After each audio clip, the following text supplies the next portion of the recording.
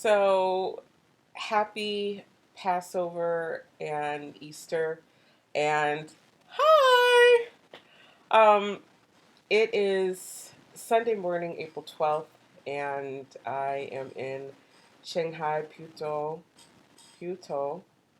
um, Holiday Inn Express, and I wanted to take a quick moment and over the last couple of videos, I have talked about many different things.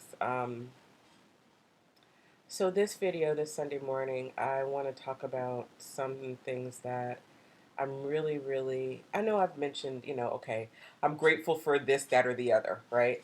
But this Sunday morning, I want to mention that this past week I was able to finally get my bags from FedEx here in Shanghai. Um, I was finally able to get a phone that works here in Shanghai, and it's making me learn Chinese. I mean, become more acclimated with the figures and the basically how things look. Um, but this Easter Sunday morning, I am.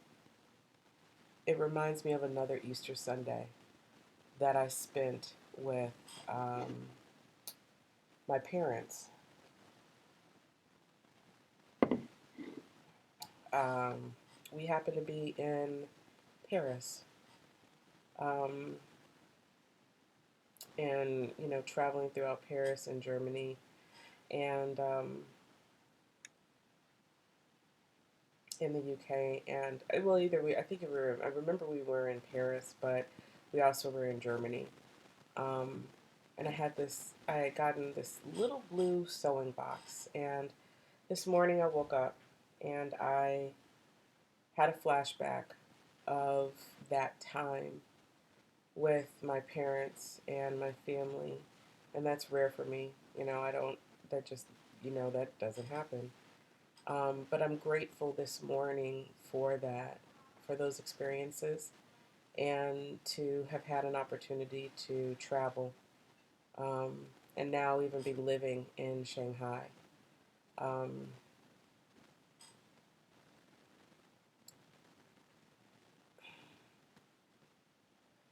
have you ever had so many things that are crossing and going through your mind, and you don't even know where to begin first?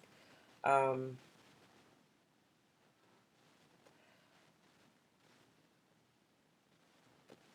this past week was really stressful in the beginning of the week because I was opening up a checking account, had to go and open up a checking account. Dino, who's one of my fellow teachers, she actually did that with me. Spent 2 hours to do that. And then I had to go back the next day with a girlfriend of mine, Linda, who has been like my angel. So it's been my like blessing. Well, actually, my gift, because not be less. Because whenever I think of blessing, I think of be less than me, and Linda is like my gift, has been my gift. This week has had a lot of firsts. I've had an opportunity to finally meet my DOS, my director of studies. I've had an opportunity to meet my mentor, Peter, and some of the people from my center. I had an opportunity to go to my center. So I've had, a lot of first this past week. Took my first DD, ordered my own first DD, put money into my checking account. Just a lot of firsts have transpired for me here and for my time in Shanghai. My I will learn Chinese very. My desire is for me to learn it very quickly, how to speak it and how to read it. I'm not trying to learn how to write it because that takes years, but to speak it and to read it, that is my goal. And so, you know, once kind of life settles down, that's where I'm going to be headed. Um, I think of so many Easter Sundays where my mom would sing and cantor. I think of so many Easter Sundays and Sunday mornings And Easter, Passover in particular, is one of the only biblical Christian holidays because I really don't celebrate Christmas. I mean, I do, but I really kind of don't. Um, but I celebrate Easter. And my personal tradition has been this way for years. Okay, don't cry.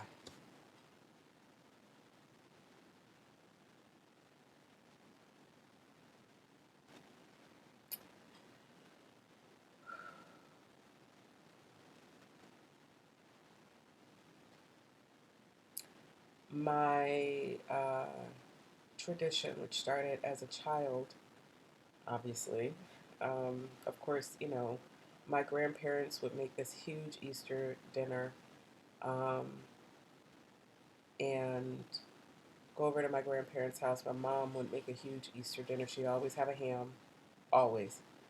She'd always have food. And then we would go over my grandparents. And then grandpa would have, like, a huge Easter. And he'd have masticholi and this whole myriad and all these pies and all this stuff. And we'd go to church. My mom would go to church at IJP, sing, cantor. And then later that evening, afternoon, we'd have lunch or dinner, maybe, if that. And then, but usually we just go over by my grandparents' house and they just have everything. And then my aunt would come over. Um,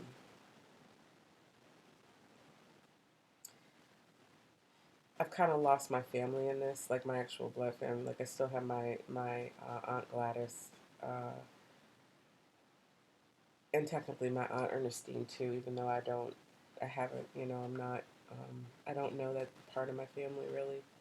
Um, but I think about my tradition has always been to watch Cecil B. DeMille's The Ten Commandments, and I can remember sitting in the living room or sitting in my grandmother's bedroom because my grandmother and my grandfather had separate bedrooms. And my grandfather's bedroom apparently used to be my mom's bedroom, so it was all black, but it was gorgeous, like sharp. And then my grandmother's bedroom was very genteel. It was very, complete with the fans, southern. Um, it was a larger bedroom. And then it's funny because I think I'm so like my grandmother in so many ways, and my father, like it's kind of my mom. But I just thought about my grandmother's closet and how she had all of her shoes, like I did, stacked in their boxes, in their original boxes, and stacked up. Um, and I think to that time. And I remember dinner would be made, and greens and ham, and turkeys if possible, if it was necessary. But it was always definitely ham and masticholi. You know, sometimes we'd have fish. Grandpa would make fried fish. Grandpa always cooked, um, and invited the entire neighborhood, literally. Um, but ABC every year. And I don't even know if they still do it, but I'm pretty sure that they do. The Ten Commandments comes on, and it will go until like 11 o'clock at night. And I want to say it comes because it's 4 hours. It's not a quick movie, um, but it is. It represents home and family to me. It represents like me. Um, growing up in an environment that I technically, wasn't, I guess, maybe born into, um, but survived in and am surviving in, and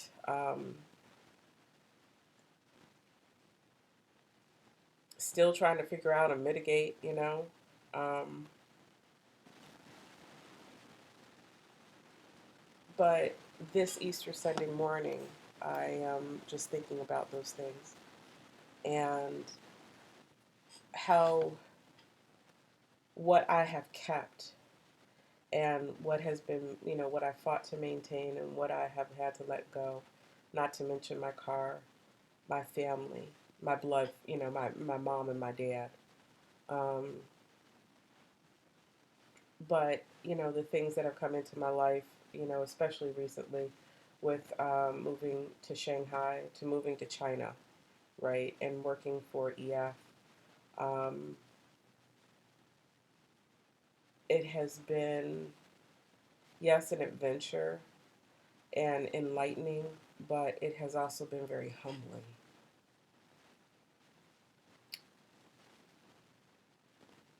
I was married, and if anybody would have been on this journey, this trip, moved to anywhere, it would have been my, it wouldn't have been me. It would have been James. It would have been my ex.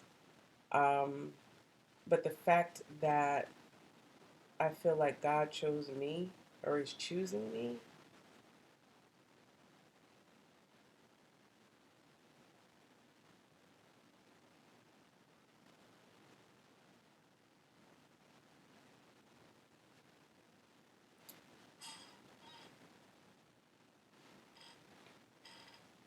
to say that I am not worthy doesn't even begin to encompass that. Um,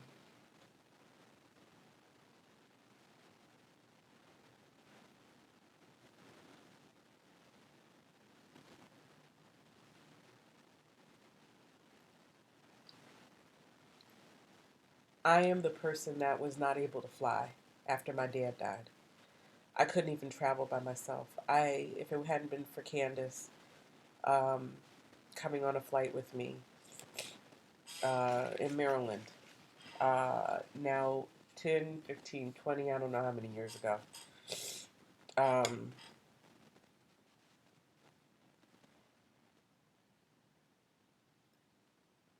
when I say that I'm not worthy to be here, and yeah, I have given up a lot. I have paid dues and then some. Um, but it's such a unique that the Chinese government has allowed me to come to teach their people. Um, that my government has, said, yeah, yeah, no, we're gonna, we're gonna go with her. We're gonna let her go. Um, I am not by any means. So many things. I'm not thin. I'm not tall. I'm not, I am not societal standards by any means. I cry, unfortunately. I am weak in a lot of ways. I have so many challenges and issues. I have issues that have made it with other issues and are, have other little issues. Um, but I am blown away at what I have endured, been able to endure, but what I am observing and seeing. The Chinese people are a great people.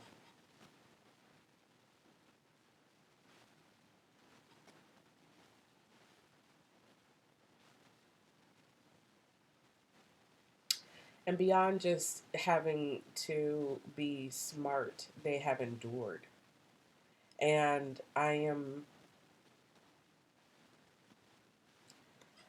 sit here this Sunday. I haven't taught in any of my classes yet or anything like that. My colleagues are,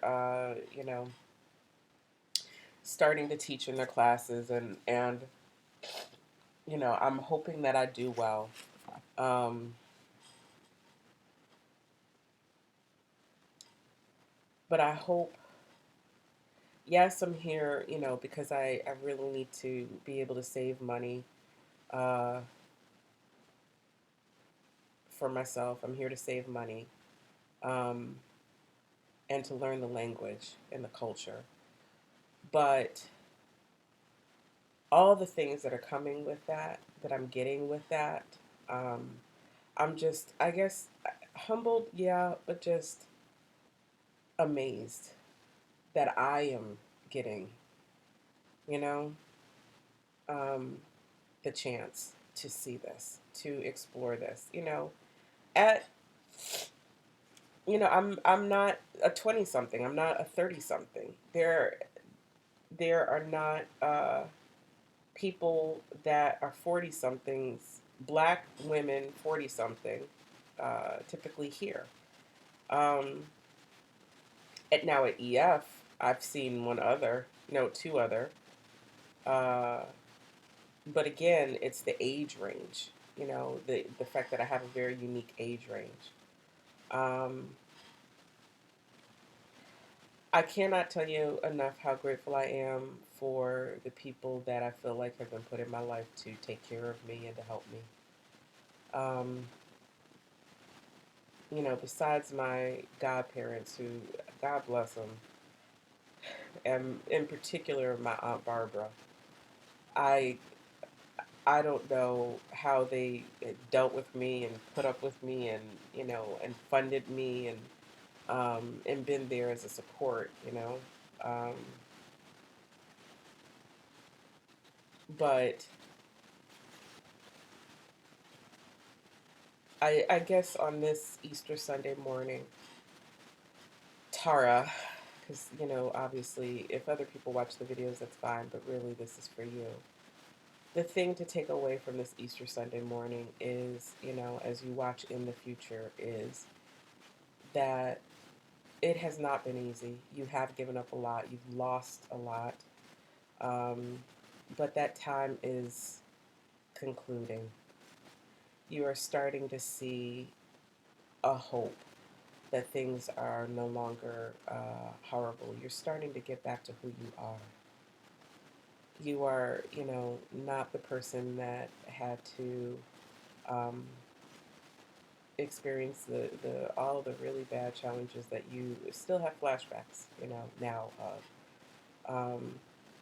But that you're getting over that and you're getting back to the things that you love, like, body sprays for Victoria's Secret, and, you know, uh, just being able to spend a Sunday morning watching CBS Sunday Morning, and listening to that trumpet play, and being able to sit and to, sit in your bed and to watch and listen to Yul Brynner when he says, obey. I'm so looking forward to that this evening. Um, and being able to, think about your parents, and that somehow, somewhere, when you think about your parents and your godparents and, your families, I hope that part of the reason why I did this is, yes, it's for me, but it was to make them proud.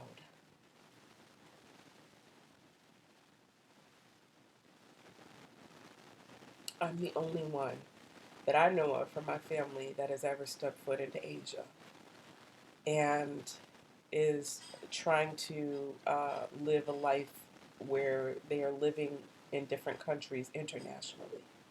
I'm the only person that I know of. And I had someone call me they've been calling me, to ask me questions about which ESL company should they go with. Should they get a TEFL that's for 40 hours, 60 hours, or 120? What should they do? And I told her, I gave her my advice. And then, I also said, go with whatever, your recruiter is saying for you to do. But keep in mind, right? You have to be mindful of their impetus, right? Um, but that's what I really desire to do. I desire to be able to bridge that gap, because I am the most unlikely of people to do this journey.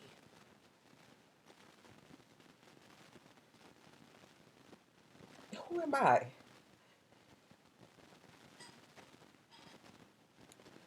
Some kid from Chicago, from the south suburb, that was born in Chicago, raised in the south suburbs, whose dad died, a week before they graduated 18. Who has been homeless and poverty stricken, and but yet has worked for the Department of Defense and done all these different. Who am I? And my desire is for me to be able, not to obviously cry. I hate crying. Other people, it's great for them to cry. For me, it just gets on. It's so just gets on my nerves when I cry. Um, but to be able to have not a business, because I've been a business. Technically I was a business owner. I am a business owner, but um, to be able to help people to know that they can not just travel and go on a vacation, but that they can live for a few years.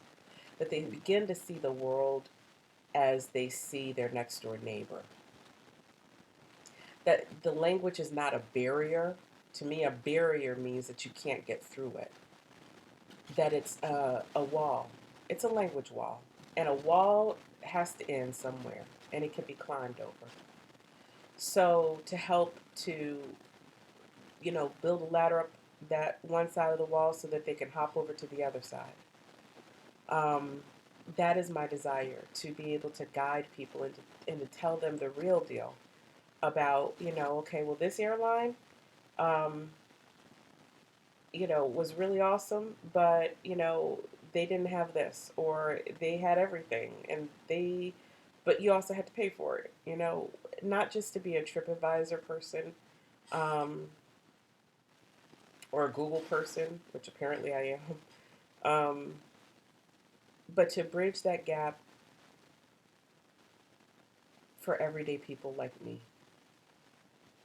Someone who, by all intensive purposes and standards, uh, I am an American and raised very much American, but yet I am living and working here, uh, in a foreign country to me, and doing it step by step with the help of, other people. Um, Learning the importance of WeChat. WeChat, I'm going to very, very briefly talk about WeChat. WeChat for China is the equivalent of Facebook for America. But imagine if Facebook, you could take Facebook and go into a grocery store and scan something on Facebook, um, and pay from your Facebook account, which is linked to your checking account, which is linked to your phone number. That's WeChat. So they don't use cash here. You can, but you know how we use cards? That's how they use their phones, and it's called WeChat. Um, they use QR codes everywhere. So literally, you take your phone, you literally you take your phone, you scan it, and it pays it from your phone, which is hooked up to your checking account, which is hooked up to your phone number. Um, it takes a while for things to get into the system, but once they get into the system, it works. Um, so I'm gonna talk more about like the kind of the ins and outs, right? But the video is super long, and I don't want it to be any longer than this. Um, but this Easter Sunday morning, Passover time, I am grateful. I am. I don't take this lightly. I knew that for years I said I was going to do this, but I don't take it lightly, and I am blown away that, something that I had purposed is actually coming to fruition. You know, um, I'm blown away with that. So anyway, as my WeChat has started to blow up, um, that's gonna be it for me. Again, happy Easter and happy Passover. May God, may Jesus continue to, really for me, the Spirit of God, continue to be honored and glorified within the capabilities and the abilities that I can have at that moment in time. And I am really just honored and grateful. So, bye.